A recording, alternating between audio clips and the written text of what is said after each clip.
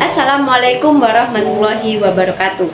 Perkenalkan, nama saya Salsabila Amalia Putri dengan NIM 2108031020008 dari program studi D3 Administrasi Keuangan Universitas Jember. Pada video kali ini saya akan memaparkan materi mengenai transaksi pinjaman card dari mata kuliah Akuntansi Perbankan dan Syariah kelas B. Pembahasan pertama mengenai pengertian dari card.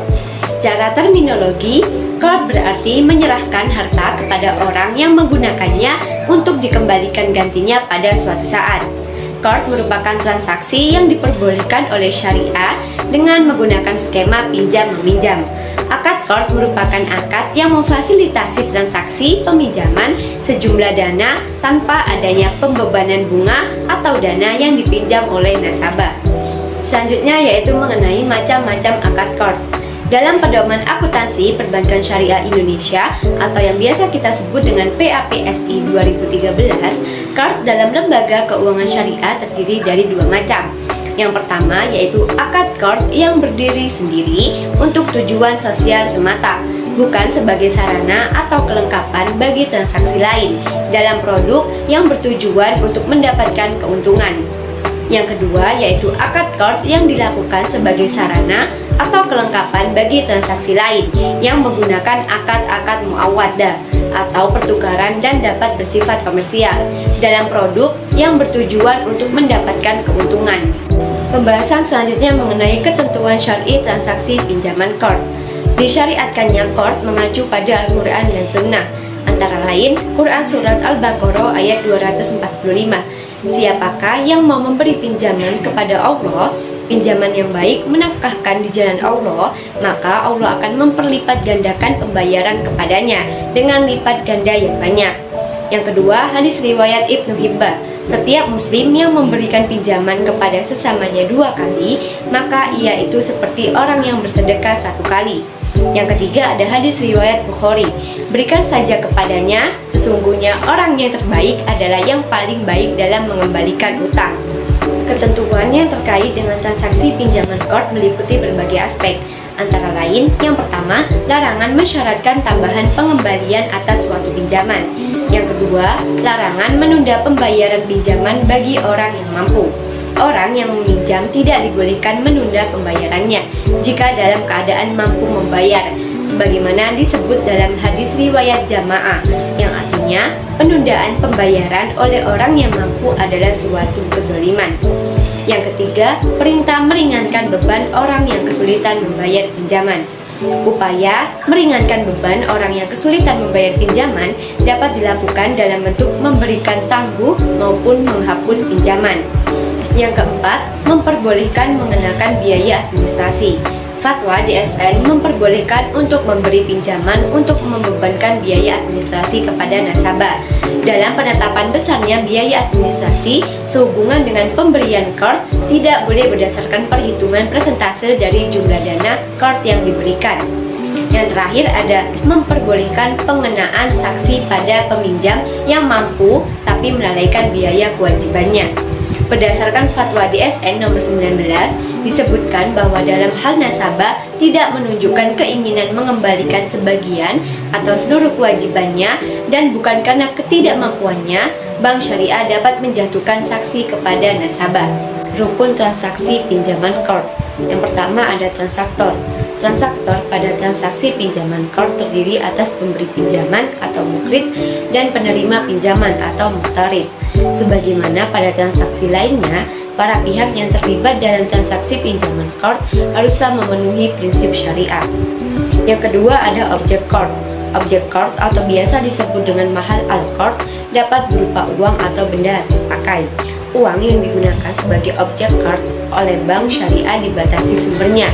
Yang pertama bagian modal bank, yang kedua keuntungan bank yang disisihkan, dan yang ketiga lembaga lain atau individu yang mempercayakan penyaluran infaknya kepada bank. Rukun transaksi pinjaman card yang ketiga adalah ijab dan kabul. Ijab dan kabul dalam transaksi pinjaman card merupakan pernyataan dari kedua belah pihak yang berkontrak dengan cara penawaran dari pemberi pinjaman yaitu bank syariah dan penerimaan yang dinyatakan oleh penerima pinjaman yaitu nasabah. Materi selanjutnya mengenai pengawasan syariah transaksi pinjaman CORT. Yang pertama, meneliti apakah pembiayaan yang diberikan berdasarkan prinsip CORT tidak dipergunakan untuk kegiatan yang bertentangan dengan prinsip syariah. Yang kedua, meneliti bahwa nasabah yang terkena sanksi denda adalah nasabah yang lalai, yaitu nasabah yang mempunyai kemampuan secara ekonomi untuk membayar namun sengaja menunda pembayaran. Yang ketiga, memastikan bahwa bank telah memberikan kelonggaran waktu yang cukup kepada nasabah untuk melunasi kewajibannya dalam hal nasabah tersebut mengalami kesulitan keuangan akibat penurunan usaha. Yang keempat, meneliti apakah pendapatan yang diterima bank dari nasabah atas pengenaan saksi telah diakui sebagai sumber dana kebajikan. Yang kelima, memastikan sumber dana yang digunakan untuk pembiayaan CORT konsumtif dan bersifat sosial adalah bukan berasal dari dana investasi atau modal bank. Yang keenam, memastikan bahwa sumber dana yang digunakan untuk pembiayaan CORT dalam rangka dana talangan nasabah adalah berasal dari modal bank.